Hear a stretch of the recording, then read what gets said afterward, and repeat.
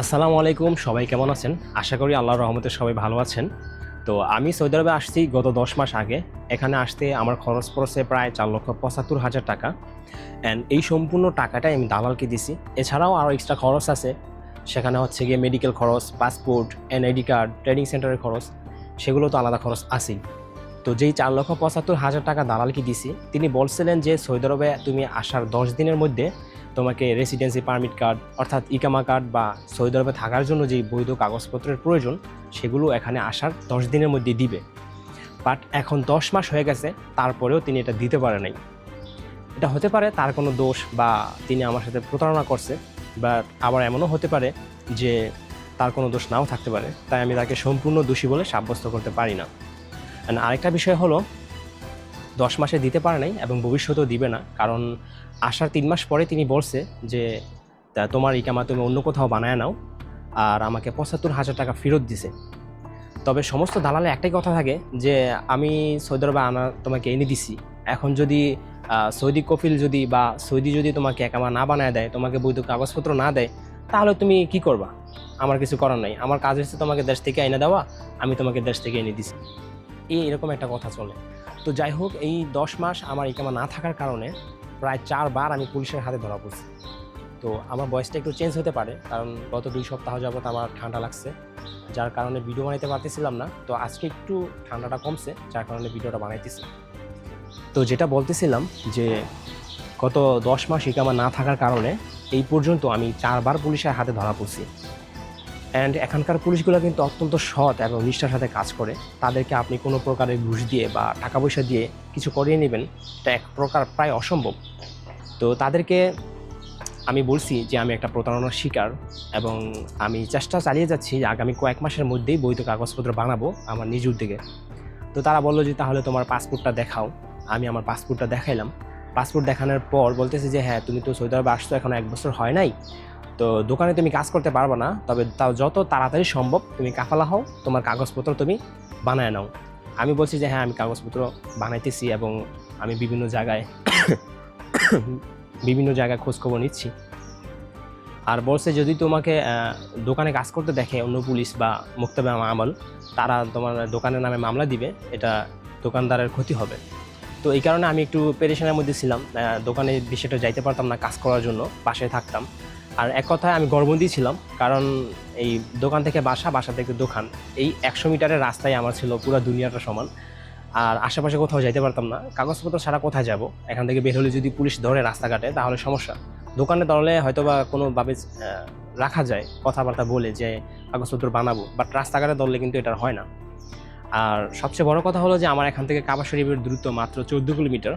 যদি হেঁটে যাই তাও ৩ ঘন্টা সময় লাগবে, এত কাছে।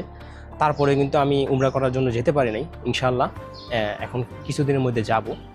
আমি গত ১ মাস আগে থেকেই ইকামা তৈরি করার জন্য জোরালোভাবে উদ্যোগ নেই। ইকামা বানানোর জন্য এক অফিস থেকে আরেক অফিসে কত অফিসে যে দৌড়াদৌড়ি করেছি হিসাব নাই।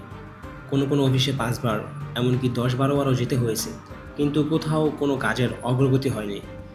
এক জায়গায় এক অজুহাত। কেউ বলছে যে টাকার অঙ্ক বেশি লাগবে, প্রায় ১১-১২ হাজার রিয়ালের মতো লাগবে। আবার কোনো অফিসে বলছে যে কয়েকজন লোক জোগাড় করে দাও, তোমাদের একসাথে বানায় দেবে। তো আমি তাদের কথা শুনে ২ জন লোক জোগাড় করেছিলাম। শেষ পর্যন্ত তারা ইকামা বানায়নি, তার কারণে আমারটাও আর হয় নাই। এই চরম একটা অনিশ্চয়তা ও হতাশার মধ্যে আমি একসময় ভাবছিলাম যে হয়তোবা কোনোভাবে যদি ১টা বছর কেটে যায়, আমি সৌদি আরবে আসার বয়স ১ বছর পার হয়ে যায়, তখন আর বৈধ হওয়ার যে সুযোগ সেটা হয়তোবা হারিয়ে ফেলবো।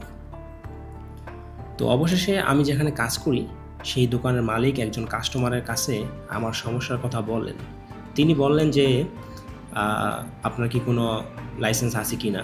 তো কাস্টমার বলল যে হ্যাঁ, লাইসেন্স আছে। তিনি আমাকে রেসিডেন্সি পারমিট কার্ড বা বৈধ কাগজপত্র বানিয়ে দিতে পারবেন।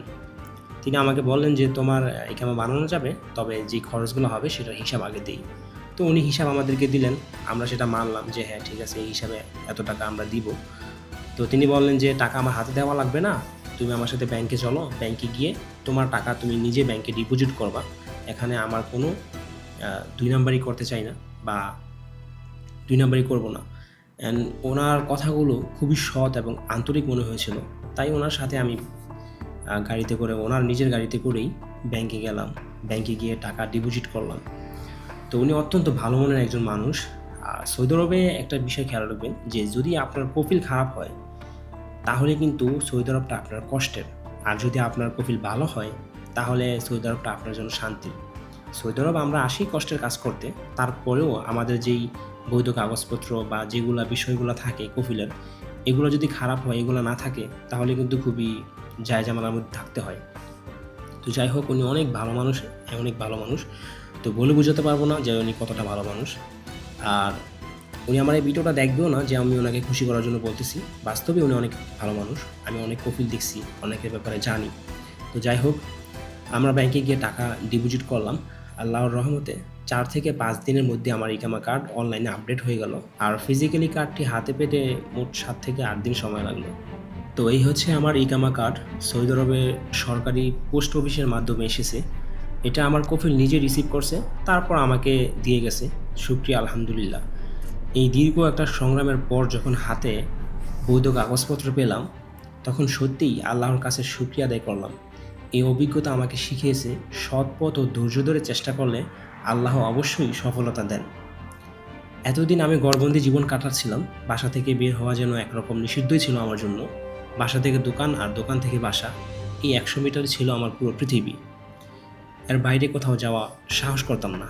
আর দালালদের উদ্দেশ্যে একটা কথা বলি, এই দুনিয়াটাই কিন্তু শেষ না, মৃত্যুর পরেও আরেকটা জীবন আছে।